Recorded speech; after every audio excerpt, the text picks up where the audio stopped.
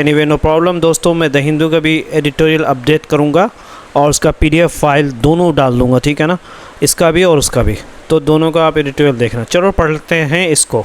यहाँ पर एक और था, it's not that much important, ठीक है, तो मैंने इस चीज़ को चूज़ किया है because it really related to current affairs and it's very obvious. Okay, चलिए हम इसको पढ़ते हैं आपके लिए। नीट, आपको पता है नीट का एग्ज़ाम होता है ना डॉक्टर बनने के लिए, नॉट क्लीन, कह रहे हैं कि नीट नॉट क्लीन। नीट का मतलब भी क्लीन होता है, तो एक्चुअली में एडिटर साहब ने इसके साथ प्ले किया है, खेला है, तो कह रहे हैं कि नीट का जो एग्ज़ाम है वो क्लीन नहीं है। यानी क्या मतलब है इसका, जो उसकी क्लीन नहीं मतलब साफ़ सुथरा नहीं है, और आप ये भी कह सकते हैं, ये कहना चाह रहे हैं एडिटर साहब के भरोसेमंद भी नहीं है। कह रहे हैं कि इट इज़, ये है इनएक्सप्लिकेबल। इनएक्सप्लिकेबल का मतलब होता है समझ से बाहर। ये समझ से बाहर है कि क्यों नहीं, वाई एजुकेशन मिनिस्ट्री, जो एजुकेशन के जो मंत्रालय है, हैज़ नॉट मूव, वो आगे नहीं बढ़े to overhaul NTA, national testing agency. Overhaul का मतलब यहाँ पे हो गया दोस्तों निगरानी करना, ठीक है, यानी वो क्यों नहीं बढ़े, उन्होंने ध्यान क्यों नहीं दिया। Nodal testing body, nodal testing का मतलब, नोडल बॉडी बोलते हैं दोस्तों मुख्य संस्था। टेस्टिंग जो बॉडी है दोस्तों, एनटीए हैज़ फ्रेजिलिटी, फ्रेजिलिटी मतलब होता है कमज़ोरी, ठीक है, फ्रेजिलिटी इनबिल्ट, यानी मतलब अंदर से कमज़ोरी होना है। इस ये जो टेस्टिंग एजेंसी है इसके अंदर ही कमज़ोरी है एक्चुअल में, फ्रेजिलिटी इनबिल्ट। इसको और थोड़ा बड़ा कर लेता हूँ ताकि आप अच्छे से देख सकें इसको। कह रहे हैं कि इट इज़ नॉट अ स्टेटरी, ये कोई लीगल संस्था नहीं है, ये तो प्राइवेट है, यानी ये कोई कानूनी संस्था नहीं है। स्टेटरी का मतलब बॉडी, कानूनी संस्था नहीं, इसकी जवाबदेही भी भरोसेमंद नहीं है ना। एंड अकाउंटेबिलिटी इज़ इफ़ी, इफ़ी का मतलब होता है जो भरोसे के काबिल ना हो, सही है, यानी संदिग्ध, पूरी तरह भरोसेमंद ना हो। इसकी जो अकाउंटेबिलिटी है वो भी भरोसे के काबिल नहीं। क्यों? इसलिए कि कोई कानूनी संस्था नहीं है। इट इज़ हाईली, ये पूरी तरह से निर्भर है ऑन कॉन्ट्रैक्चुअल, ठेकेदारी पर, एम्प्लॉइज़, जो कॉन्ट्रैक्चुअल एम्प्लॉइज़ हैं उनके ऊपर पूरी तरह निर्भर है। अब जब ये कोई कानूनी संस्था नहीं है तो दोस्तों बिल्कुल इसके अंदर चूक हो सकती है। हो सकता है कोई इसके अंदर बीच में कोई ऐसा आदमी हो जो सेल वेल कर लेता हो, पेपर लीक कर देता हो, एंड उसके बाद एंड हैज़, और रखता है कोई नो वॉच डॉग, कोई ऊपर से निगरानी वाला भी नहीं, ओवरसीइंग इट, उसको निगरानी करने के लिए कोई ऊपर से है भी नहीं। वॉच डॉग बोलते हैं दोस्तों निगरानी करने वाली संस्था। ओवरसीइंग मतलब होता है नज़र रखना, यानी कोई निगरानी करने वाला भी नहीं है, कोई ऐसी संस्था नहीं जो इस चीज़ पर पूरी तरह नज़र रखे। समझना। कॉन्ट्रैक्चुअल एम्प्लॉयज़ का मतलब होता है ठेके पर काम करने वाले कर्मचारी। ओके, कह रहे कि इसी वजह से, क्योंकि नेशनल टेस्टिंग एजेंसी जो काम करता है, कंडक्ट्स एटलीस्ट 15 कम से कम है ना, नेशनल स्तर पर जो परीक्षाएं एग्ज़ाम होती है वो कंडक्ट करता है। इट इज़ वेरी फाउंडेशन, उसका जो बेसिक बुनियाद है ना, जिस पर वो पूरा टिका हुआ है, इस वीक वो पहले कमज़ोर है। किस पर टिका हुआ है? एनटीए। क्यों? इसलिए क्योंकि कानूनी संस्था नहीं है, ऐसा लगता है प्राइवेट है, ठीक है। करेंगे दीज आर द पॉइंट्स, ये सब जो पॉइंट्स दैट इमर्ज, निकल कर बाहर आते हैं आफ्टर एवरी पेपर लीक, जब भी पेपर लीक होता है उसके बाद बाहर निकल के आते हैं। फिर भी गवर्नमेंट जो मिनिस्ट्री ऑफ एजुकेशन है हैज़ नॉट मूव्ड डिसिसिवली, यानी पूरी तरीके से वो हरकत में नहीं आए। समझ में आता है दोस्तों? मूव डिसिसिवली मतलब होता है मजबूती से कार्रवाई करना, यानी पूरी तरीके से कार्रवाई नहीं की। इन लिम्बो, लिम्बो मतलब कन्फ्यूज़ में जो हैं, आर यंगस्टर, जो नौजवान बच्चे हैं, है ना, वुंड अप, और पूरी तरीके से ज़ख्मी हैं, थ्रू देयर फॉर्मेटिव ईयर्स, यानी उन्होंने ज़ख्मी किया है, यानी अपने टाइम को लगाया, अपने आप को हर्ट किया है, अपने यानी परेशानी उठाई है। फॉर्मेटिव ईयर्स, उनके जो फॉर्मेटिव मतलब है प्रिपरेशन वाले, जो तैयारी वाले जो साल्स हैं, उसको फॉर्मेटिव ईयर्स का मतलब यहाँ पे होता है सीखने और बनने के महत्वपूर्ण जो साल होते हैं दोस्तों, वो उन्होंने प्रिपरेशन में लगा दिया। किस चीज़ पर? टू सीट, बैठने के लिए, for various test, different test के लिए बैठने के लिए वो उन्होंने अपने आप को लगा दिया। करें for the 23 lakh medical aspirants, कम से कम 23 लाख मेडिकल के जो एस्पिरेंट्स ऐसे लोग बोलते हैं जो बनना चाहते हैं, दिस ईयर, इस साल, है ना, ठीक है, तो उनको टेस्ट के लिए कह रहे कि इज़ देयर एनी कोई ऐसी गारंटी है, कोई इसे जिम्मेदारी ले सकता है कि टू री टेस्ट, कि हम जो दोबारा टेस्ट करेंगे won't suffer a similar fate, कि उसको जो है वो उसी सेम तरह की किस्मत से उसको जूझना नहीं पड़ेगा। कौन सी किस्मत दोस्तों?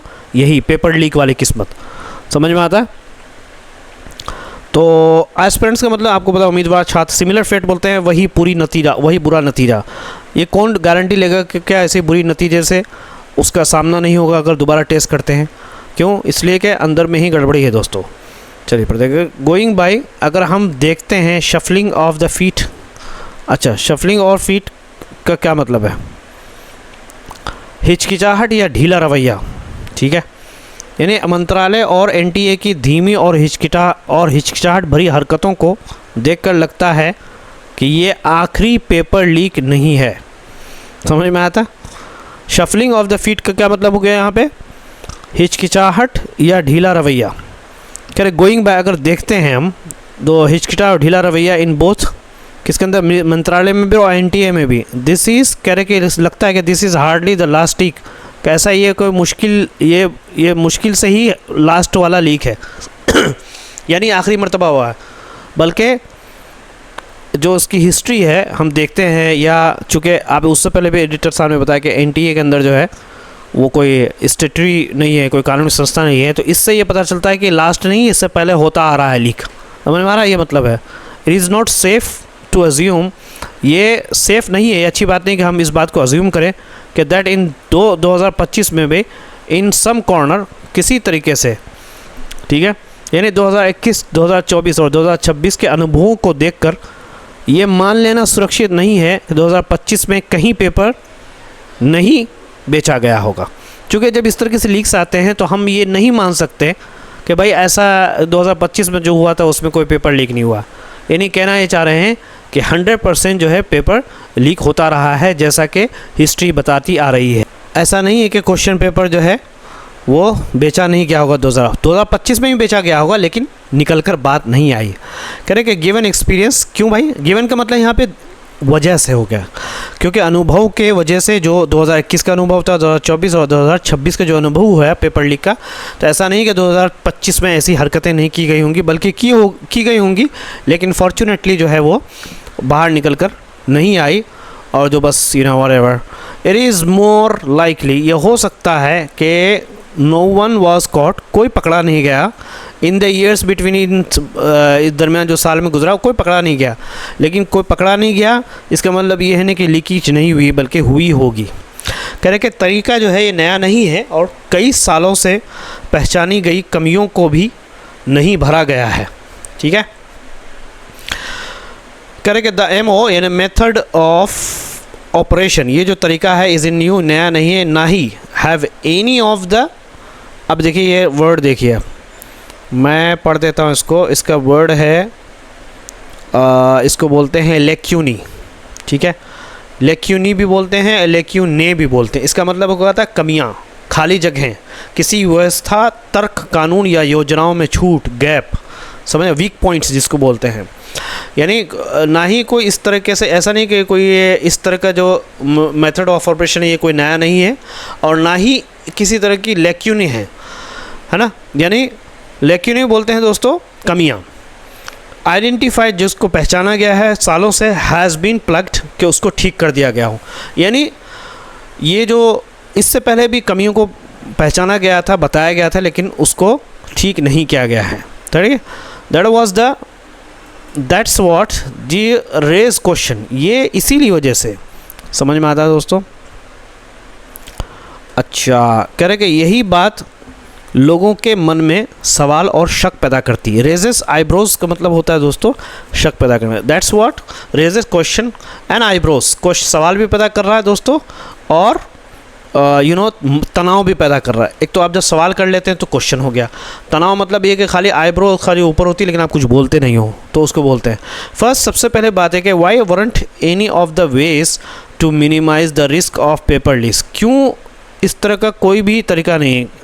पहला सवाल ये है कि पेपर लीक का जो खतरा है वो कम करने के लिए 2024 की राधा कृष्णन समिति के 101 सुझाव सहित कोई भी तरीका लागू क्यों नहीं किया गया। समझ में आता है? है ना, why weren't any of the ways, उन तरीक़ों को टू मिनिमाइज़ के रिस्क को कम से कम करने के लिए पेपर लीक्स का इंक्लूडिंग, जिसमें जो कि शामिल है 101 सजेशंस, 101 सजेशन बाय 2025 के राधाकृष्णन कमेटी समिति, इससे जो लागू क्यों नहीं किया, इम्प्लीमेंटेड। वाई हैजन, क्यों नहीं NTA move to less expensive, ठीक है, less expensive obvious and tried and tested ways to nullify the risk of the paper leak.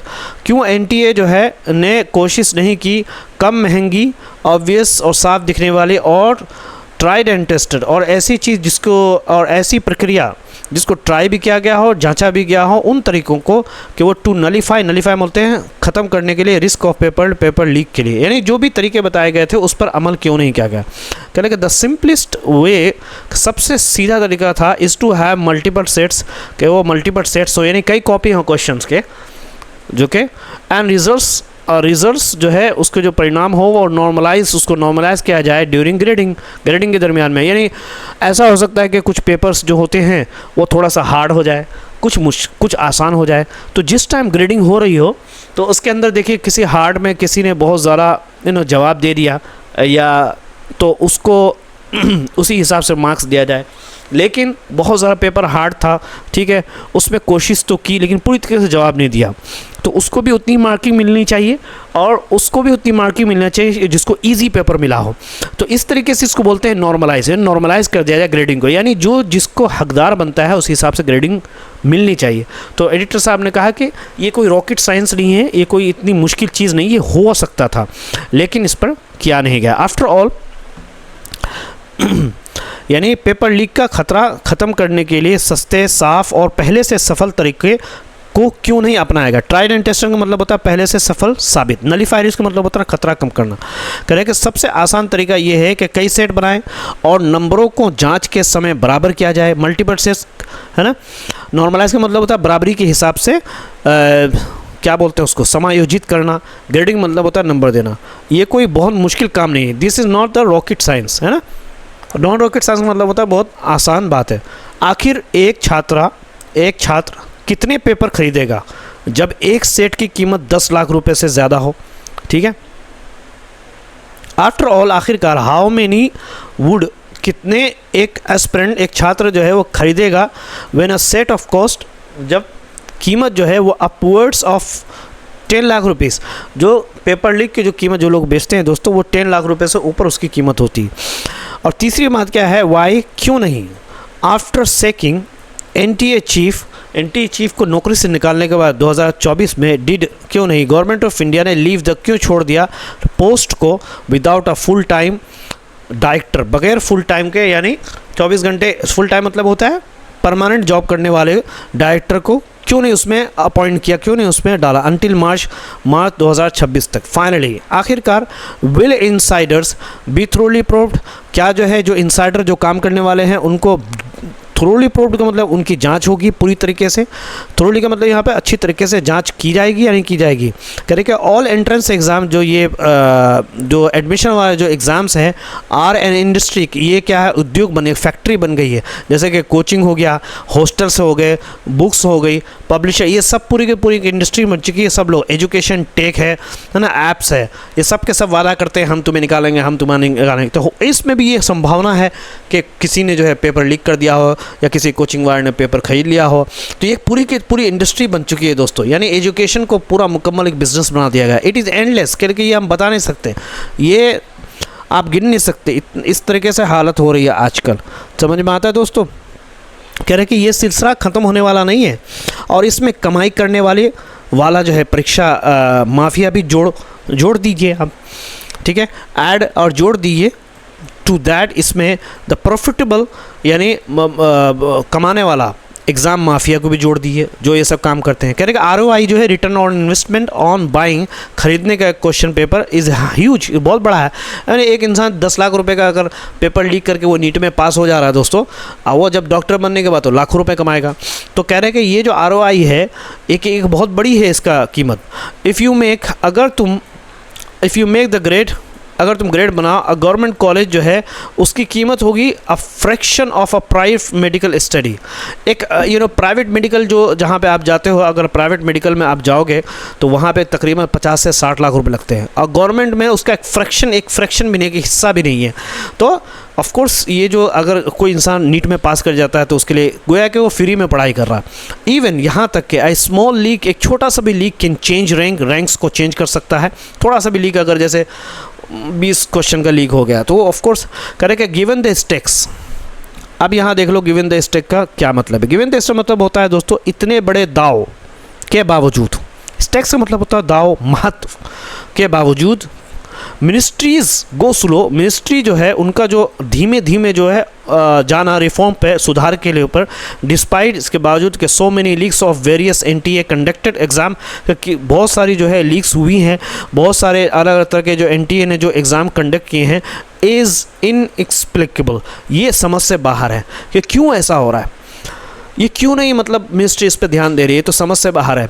And it is mysterious, कह रहे हैं कि ये मिस्टीरियस बोलते हैं दोस्तों कि, और ये भी सहस है कि इतनी सारी कमज़ोरियां और सुरक्षा की खामियां दर्ज होने के बावजूद इतने रास्ते खुले क्यों छोड़े गए हैं। ठीक है, ट्रैप डॉट्स का मतलब होता है छिपे खतरे वाले रास्ते।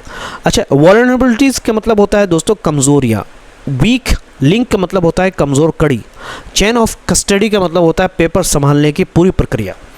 समझ में आता है दोस्तों। एंड इस मिस्टीरियस, कहने के ये अजीब समझ में आने वाली बात नहीं है कि वाई, क्यों सो मेनी ट्रैप डोर्स, है ना, क्यों जो है कमज़ोरियाँ और सुरक्षा खामियां दर्ज होने के बावजूद इतने रास्ते यानी खुले हुए हैं, रिमेन बाकी हैं, वाइड ओपन, खुले हुए पूरी तरीके से। वैन वल्नरेबिलिटीज़ का मतलब होगा यहाँ पे कमज़ोरियाँ, जबकि कमज़ोरियाँ जो है आर फुली रिकॉर्डेड, जितनी भी खामियां गलतियाँ हुई उस सब के सब रिकॉर्ड मौजूद है। एज इज़, जैसा कि होता है इन एवरी वीक लिंक, यानी हर कमज़ोर कड़ी जो है in the chain of custody of a NEET paper.